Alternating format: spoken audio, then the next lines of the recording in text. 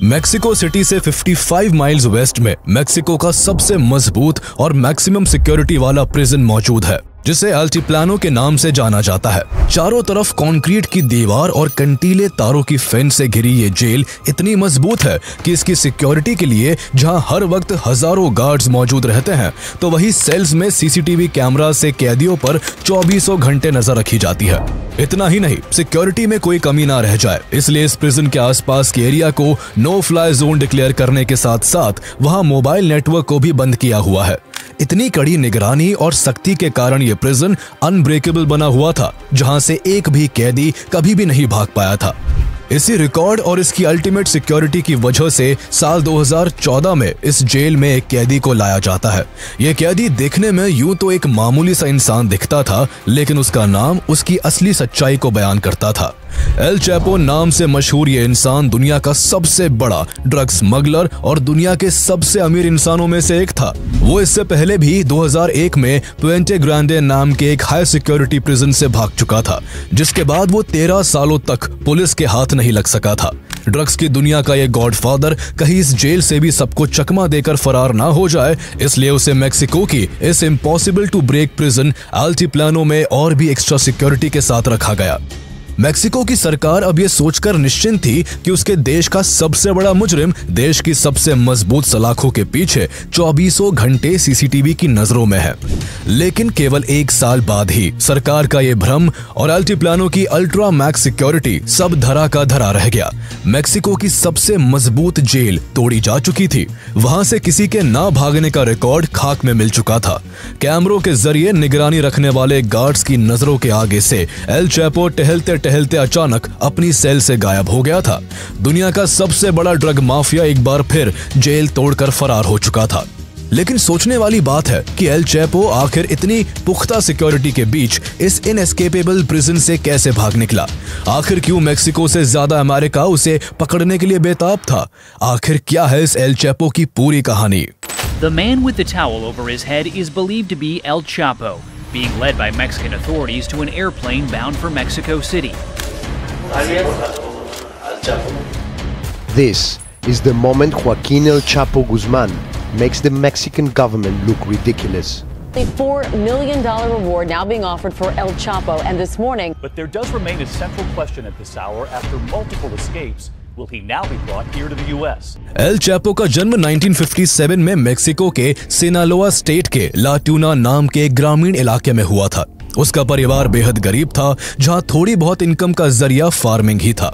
हालांकि यह भी माना जाता है कि उसके पिता अफीम की खेती भी किया करते थे। खेती से होने वाली ज्यादातर कमाई को उसके पिता नशे और अय्याशी में उड़ा देते और घर आकर सभी के साथ मारपीट किया करते। इन्हीं बुरी आदतों की वजह से उसके पिता घर चला पाने में सक्षम नहीं थे। 7 भाई बहनों में एल चैपो सबसे बड़ा था, इसलिए उसने 3वीं क्लास के बाद ही स्कूल की पढ़ाई छोड़कर छोटी उम्र से ही घर की जिम्मेदारियां उठाना शुरू कर दिया। उसने घर चलाने के लिए कभी संतरे बेचे तो कभी कोई और छोटा मोटा काम किया। बचपन से ही उसके अंदर एक बात घर कर गई थी कि उसे बहुत सारा पैसा कमाना है, चाहे उसके लिए उसे किसी भी रास्ते पर जाना पड़े। इसी अमीर बनने की ख्वाहिश ने उसको जल्द ही क्राइम की दुनिया में धकेल दिया। केवल 15 साल की उम्र में ही उसने अपने चचेरे भाइयों के साथ मिलकर मैरिजुआना की खेती करनी शुरू कर दी। इस काम से होने वाली कमाई ने उसके अमीर बनने के सपने को पंख दे दिए। उसने फैसला किया कि अगर अमीर इस टेढ़े रास्ते पर चलकर बना जा सकता है तो यही सही। लेकिन एक ग्रामीण इलाके में रहकर आखिर कितना आगे बढ़ा जा सकता था। इसलिए क्राइम की दुनिया में अपना नाम और पैसा बनाने के लिए उसने अपना घर और गांव पीछे छोड़ने का फैसला किया। घर और गांव छोड़ते हुए उसने अपने माँ बाप का दिया हुआ नाम वाकिन आर्चिवाल्डो गुज़मैन लोएरा भी पीछे छोड़ दिया और अपना नाम एल चैपो रख लिया। वो एक छोटे कद का इंसान था, इसलिए लोकल लैंग्वेज में शुरू से ही उसे सब एल चैपो बुलाते थे। लेकिन किसे पता था कि ये नाम आगे चलकर इतिहास के पन्नों में गुनाह की दुनिया का सबसे बड़ा नाम बन जाएगा।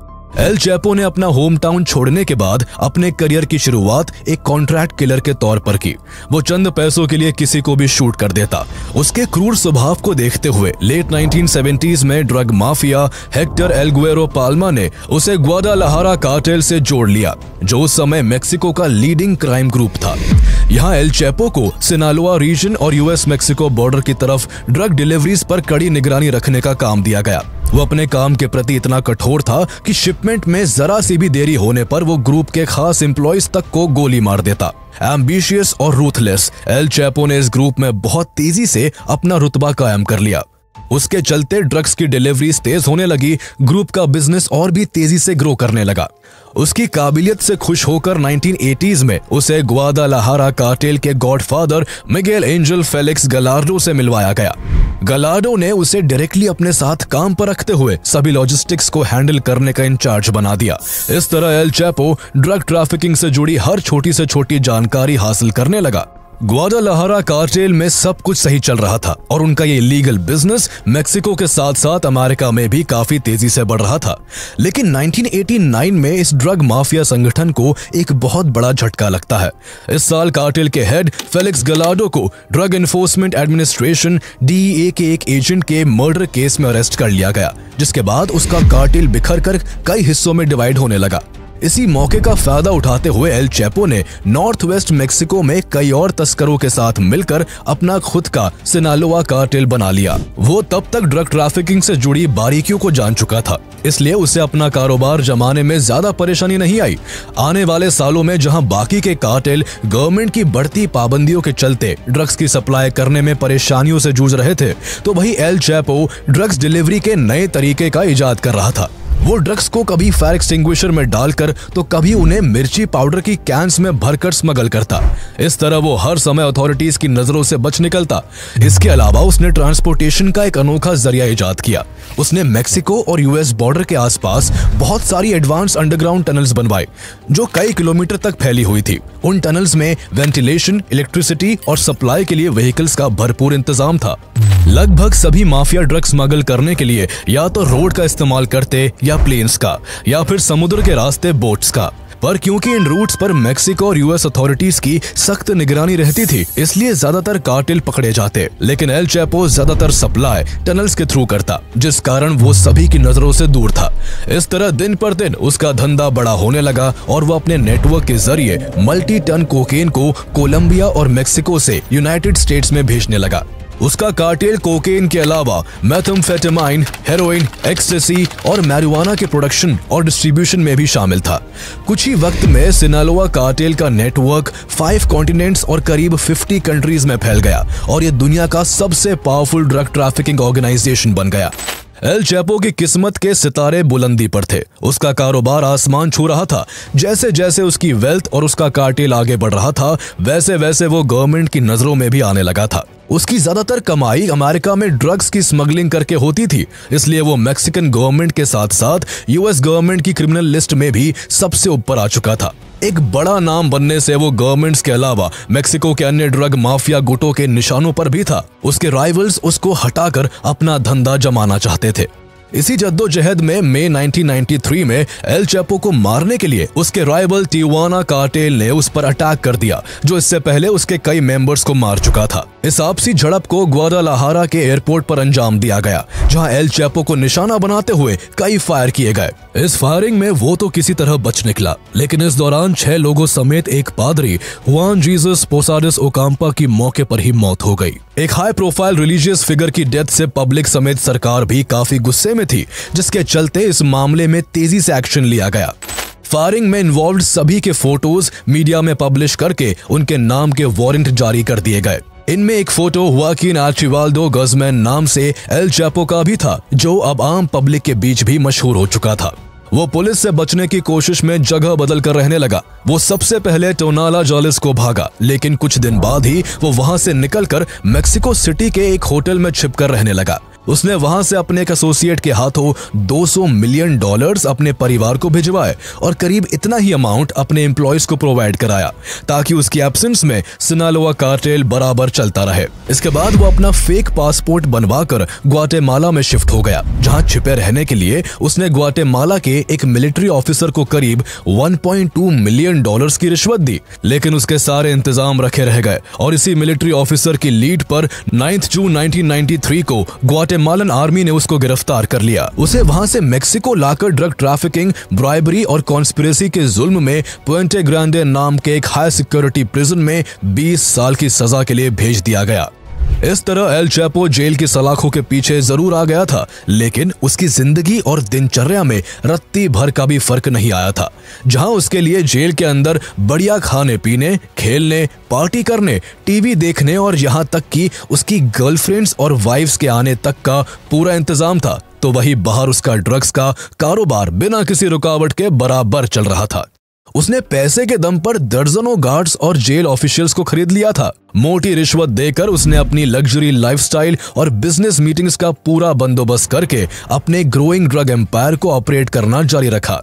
उसके लिए सोने पर सुहागा तब हुआ जब उस जेल का deputy director of security Damaso Lopez Nunez नाम का एक करप्ट ऑफिसर बना। एल चैपो उसकी हर एक डिमांड पूरी करता और उसे सूटकेस भर भर के पैसे देता। कैश हो, गाड़ी हो, बंगला हो या फिर कोई और सुविधा, एल चैपो उसे सब कुछ मुहैया करवाता। इस तरह एल चैपो और डमासो की काफी गहरी दोस्ती हो गई, जिसके चलते एल चैपो कैद में रहकर भी आजाद और आराम की जिंदगी जी रहा था। उसकी जेल के अंदर की जिंदगी साल 2000 तक यूं ही मजे में चलती रही, लेकिन इसके बाद उसकी सुविधाओं और कंफर्ट पर खतरा मंडराने लगा। जेल में बढ़ते करप्शन के कारण सरकार ने गार्ड्स और ऑफिशियल्स पर शिकंजा कसना शुरू कर दिया, जिसके चलते साल 2000 के अंत में एल चैपो के दोस्त डमासो को डेप्यूटी डायरेक्टर ऑफ सिक्योरिटी के पद से इस्तीफा देना पड़ गया। वो इस झटके से संभला भी नहीं था कि कुछ दिन बाद 18 जनवरी 2001 को मेक्सिको के सुप्रीम कोर्ट ने एक ऑर्डर जारी किया, जिसने उसकी रातों की नींद उड़ाकर रख दी। सुप्रीम कोर्ट के ऑर्डर के अनुसार अब मेक्सिको अमेरिका को एल चैपो जैसे प्रिजनर्स को सौंप सकता था, जिनकी अमेरिका कई सालों से मांग कर रहा था। दरअसल मेक्सिको दशकों से ड्रग्स के धंधे का अड्डा बना रहा है। अमेरिका के मेक्सिको से बॉर्डर्स मिलने के कारण स्मगलर्स द्वारा वहां धड़ल्ले से ड्रग्स की सप्लाई होती रही है। अमेरिका के अंदर लगभग 90% ड्रग केवल मेक्सिको से ही स्मगल होता है, जिसे रोकने के लिए अमेरिकी सरकार हर साल $बिलियन खर्च करती है। जब से एल चैपो ने इस कारोबार में कदम रखा था, तब से वो इस पूरे कारोबार का मैक्सिमम शेयर हासिल कर चुका था। उसके राज में ये कहावत आम हो गई थी कि मेक्सिको के बाहर कोई भी ड्रग्स एल चैपो के इशारे के बिना नहीं जा सकता। उसकी यही पॉपुलैरिटी उसकी दुश्मन बन गई थी। अमेरिका उसे अपने यहाँ ड्रग्स स्मगल कर अमेरिकन यूथ को बिगाड़ने के लिए पनिश करना चाहता था। सुप्रीम कोर्ट के प्रिजनर्स एक्सचेंज वाले ऑर्डर के बाद एल चैपो जेल से भागने को बेचैन रहने लगा। वो अमेरिका के हाथों नहीं आना चाहता था, इसलिए उसने भागने के लिए जेल के गार्ड्स, ऑफिशियल्स और जेल के वार्डन समेत 70 से ज्यादा लोगों को $2.5 मिलियन देकर अपनी साइड कर लिया। इस पूरे काम में उसे एक दिन का भी समय नहीं लगा और 19 जनवरी 2001 यानी कोर्ट ऑर्डर के अगले दिन ही उसने भागने का फैसला कर लिया। उस दिन उसकी इलेक्ट्रॉनिकली सिक्योर्ड सेल को खुला छोड़कर अंदर के सभी सीसीटीवी कैमरास को ऑफ कर दिया गया। इसके बाद एल चैपो बिना किसी मशक्कत के अपनी सेल से बाहर निकला और धुलने के लिए जाने वाले कपड़ों की एक लॉन्ड्री कार्ट में छिपकर बैठ गया। वहां से एक गार्ड लॉन्ड्री कार्ट को प्रिजन के फ्रंट गेट तक लाया, जहां से एल चैपो को एक गाड़ी में बिठाकर रवाना कर दिया गया। हालांकि एक थ्योरी के हिसाब से वो पुलिस की ड्रेस पहनकर सिंपली वॉक करके जेल से बाहर आया था। इस पूरे एस्केप में उसकी सबसे ज्यादा मदद उसके दोस्त और जेल के एक्स डेप्यूटी डमासो लोपेज न्यूनेज ने की थी, जो आगे चलकर उसके ड्रग के कारोबार का एक अहम चेहरा बनने वाला था। एल चैपो जैसे क्रिमिनल का जेल से इतनी आसानी से भाग जाना मैक्सिकन गवर्नमेंट के लिए बेहद शर्मिंदगी भरा था। गवर्नमेंट ने कार्रवाई करते हुए इस एस्केप में इन्वॉल्व सभी गार्ड्स और यहां तक कि वार्डन को अरेस्ट कर जेल में डाला। वही जेल से भागने के बाद एल चैपो अपने अड्डे पर आजाद जिंदगी जीने लगा। वो पुलिस और सरकार के डर से छिपकर बैठा नहीं रहा, बल्कि उसने सिनालोआ कार्टेल को और भी एक्सपैंड करना शुरू कर दिया। उसने देश विदेश के अन्य माफियाओं के साथ मीटिंग्स कर उन्हें अपने साथ मिला लिया और उसका कारोबार अब और भी स्पीड से ग्रो करने लगा। वो ड्रग ट्रैफिकिंग में इतना बड़ा मास्टर बन चुका था कि एक तरफ वो इस कारोबार में अपने राइवल से 4 कदम आगे था, तो वही दूसरी ओर गवर्नमेंट अथॉरिटीज की पकड़ से भी कोसों दूर था। इसके अलावा उसकी लग्जरी लाइफ भी चर्चा का विषय बनी हुई थी। उसने एक के बाद एक 4 शादियां की, जिनसे उसे करीब 15 बच्चे हुए। 4 बीवियों के अलावा उसके मल्टीपल अफेयर्स भी थे। साथ ही वो और भी कई अय्याश कामों में लिप्त था। इसके अलावा उसने लोकल पब्लिक में अपनी अच्छी छवि बनाने के लिए कुछ बिल्डिंग्स वगैरह बनवाकर सोशल वेलफेयर के भी काम किए, जिससे बहुत से लोगों के बीच उसकी पर्सनालिटी रॉबिन हुड की बन गई। वो दिखाने के लिए चाहे जो भी करता, लेकिन उसका काम और पैसा लाखों लोगों की बर्बादी और हजारों लोगों के खून से सना हुआ था। उसके कार्टेल ने 10 सालों के अंदर ही करीब 10,000 लोगों को मौत के घाट उतार दिया था। उसके कार्टेल की इस क्रूरता का अंजाम ये हुआ कि उसके राइवल्स उसके रास्ते से हटने लगे और मैक्सिकन अथॉरिटीज के हौसले भी पस्त होने लगे। 2006 में जब मैक्सिकन आर्मी ने ड्रग कार्टेल्स के खिलाफ एग्रेसिव एक्शन लेते हुए छापेमारी की तो बहुत से स्मगलर्स और उनके ग्रुप्स पकड़े गए, लेकिन एल चैपो को आर्मी पकड़ना तो दूर, उसको छू तक नहीं पाई। एल चैपो के खुले घूमने से नतीजा ये हुआ कि उसका सिनालोआ कार्टेल पूरे मैक्सिको की ड्रग ट्रेड का 40 से 60% हिस्सा कंट्रोल कर हर साल $3 बिलियन का रेवेन्यू जनरेट करने लगा। L Chapo leading drug trafficker बन चुका था और 2009 में फोर्ब्स मैगजीन के हिसाब से वो दुनिया के सबसे अमीर इंसानों की लिस्ट में 701 नंबर पर था। उसकी नेटवर्थ उस समय $1 बिलियन से भी ज्यादा एस्टिमेट की गई थी। उसकी इस कमाई का सबसे बड़ा हिस्सा अमेरिका में ड्रग स्मगल करके होता था, इसलिए अमेरिका उसके पीछे हाथ धोकर पड़ा हुआ था। अपने देश के अंदर इस बढ़ती ड्रग ट्रैफिकिंग को रोकने के लिए अमेरिका एल चैपो को पकड़वाकर अमेरिकन प्रिजन में कैद करके रखना चाहता था। इसी कोशिश में अमेरिका ने उसे पब्लिक एनिमी नंबर 1 डिक्लेयर करते हुए उसे पकड़ने से जुड़ी कोई भी इंपॉर्टेंट लीड देने के लिए $5 मिलियन का रिवॉर्ड डिक्लेयर कर दिया। साथ ही अमेरिकन एजेंसीज ने मैक्सिकन गवर्नमेंट को फंडिंग और हर संभव मदद भी दी ताकि एल चैपो को पकड़ा जा सके। लेकिन इतनी सब तैयारियों के बीच भी एल चैपो जेल से भागने के बाद 13 साल तक फरार रहा। मिलिट्री उसे जब पकड़ने आती उसे पहले ही खबर लग जाती और वो भाग निकलता, लेकिन इस भागदौड़ में मिलिट्री ने उसके कई मेंबर्स और बॉडीगार्ड्स को अरेस्ट कर लिया था। उन्हीं में से एक बॉडीगार्ड ने मिलिट्री को एक बड़ी लीड देते हुए खुलासा किया कि एल चैपो जल्द ही अपनी एक एक्स वाइफ से मिलने अपने एक सेफ हाउस जाएगा। इस दौरान यूएस की मदद से मैक्सिकन अथॉरिटीज ने एल चैपो के खास एसोसिएट्स का फोन भी ट्रैक कर लिया था, जिससे उसकी हर एक मूवमेंट को मॉनिटर किया जा रहा था। 16 फरवरी 2014 को एल चैपो अपनी एक्स वाइफ से मिलने एक सेफ हाउस गया। वहां उसने किसी को कॉल करने के लिए जैसे ही अपने एक एसोसिएट का फोन ऑन किया, अथॉरिटीज को तुरंत उसके वहां होने की खबर लग गई। मैक्सिकन मिलिट्री ने कुछ ही देर में वहां धावा बोल दिया, लेकिन उस घर का स्टील गेट इतना मजबूत था कि उसे तोड़ने में ही मिलिट्री को काफी समय लग गया। मिलिट्री जब अंदर गई तब तक देर हो चुकी थी और एल चैपो बाथटब के नीचे बनी एक खुफिया टनल से भाग चुका था, लेकिन उसका इस तरह बार बार भागकर बच निकलना ज्यादा दिनों तक नहीं चल सका। वो इस बार सेफ हाउस से भागकर माज़ात्लान गया था, जहां यूएस एजेंट्स ने मैक्सिकन मरीन्स के साथ मिलकर उसे पकड़ने के लिए बेस सेटअप कर लिया था। अथॉरिटीज को उसकी लोकेशन का पता लगाने में ज्यादा वक्त नहीं लगा। 5 दिन बाद ही 22 फरवरी 2014 को एक होटल के 4th फ्लोर के एक कमरे पर धावा बोला गया, जिसके अंदर एल चैपो छिपकर बैठा हुआ था। इस बार उसे भागने का कोई मौका नहीं मिला और मैक्सिकन मरीन्स ने उसे फौरन अरेस्ट कर लिया। एल चैपो को पकड़कर इस बार मेक्सिको की सबसे सिक्योर्ड जेल अल्टीप्लानो में डाला गया। मेक्सिको सिटी से 55 माइल्स वेस्ट में मौजूद इस जेल की सिक्योरिटी इतनी मजबूत थी कि यहाँ से एक भी कैदी भागने की हिमाकत नहीं कर सका था। जेल चारों तरफ से कंक्रीट की दीवार और कंटीले तारों की फेंस से घिरी हुई थी और अंदर जगह जगह टावर्स मौजूद थे, जिन पर 24 घंटे गार्ड्स तैनात रहते। जेल के एरिया को नो फ्लाई जोन डिक्लेयर किया हुआ था और कई किलोमीटर्स तक मोबाइल नेटवर्क की कनेक्टिविटी बंद कर रखी थी। इसके अलावा जेल में 750 कैमरास द्वारा 24 घंटे कैदियों पर निगरानी रखी जाती। कुछ खास गार्ड्स को केवल कैमरों से मिल रही फीड को मॉनिटर करने के लिए रखा हुआ था। इस तरह इस पुख्ता जेल से कोई कैदी भागना तो दूर, भागने की प्लानिंग भी नहीं कर सकता था।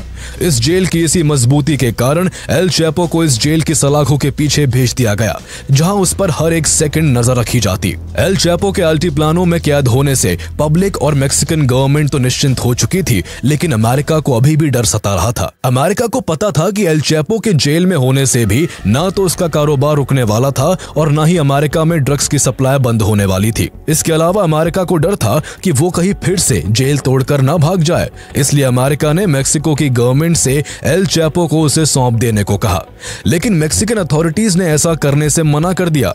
मैक्सिकन प्रेसिडेंट एनरिके पेना नियतो ने तो यहाँ तक कहा कि मैक्सिको अपने कैदियों को संभालने के लिए कैपेबल है और एल चैपो पिछली बार की तरह जेल से नहीं भाग सकेगा।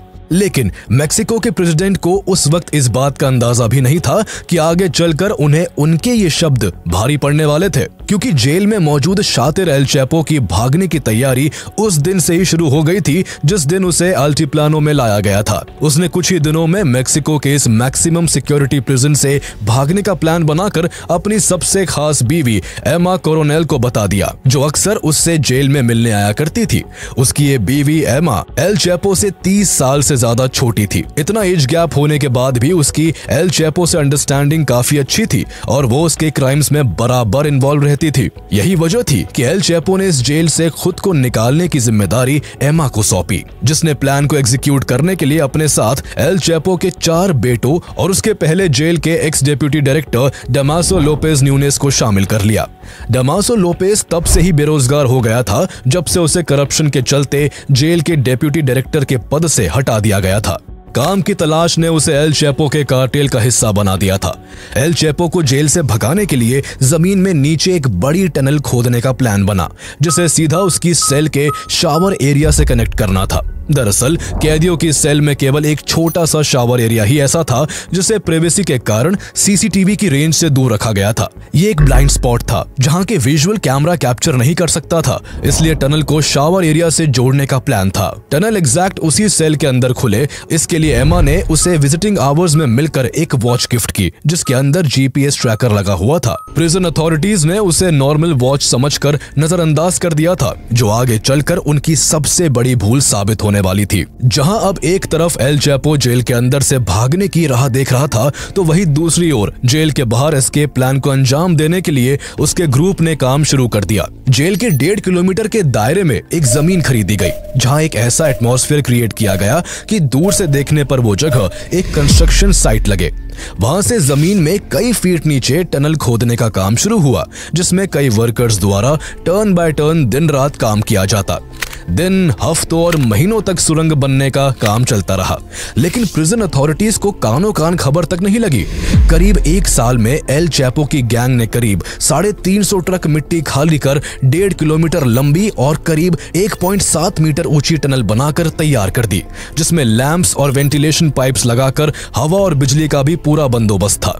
उसके अलावा वहां एक मोटरसाइकिल का भी इंतजाम किया गया ताकि एल चैपो के लिए टनल को पार करना आसान हो सके। अब उसे अल्टीप्लानो जेल में आए हुए करीब 1.5 साल हो चुका था। गवर्नमेंट यही मानकर बैठी थी कि वो यूं ही हमेशा मेक्सिको की सबसे मजबूत सलाखों के पीछे कैद रहेगा। लेकिन 11 जुलाई 2015 का दिन इस जेल की सिक्योरिटी और मेक्सिकन गवर्नमेंट की इज्जत को मिट्टी में मिलाने वाला था। इस दिन एल चैपो सबकी आंखों में धूल झोंक कर एक बार फिर फरार होने वाला था। 11 जुलाई को जब शाम का वक्त हुआ तो एल चैपो अपनी सेल में चक्कर काटने लगा। वो बार बार शावर एरिया की तरफ जाता और फिर वापस आकर टहलने लगता।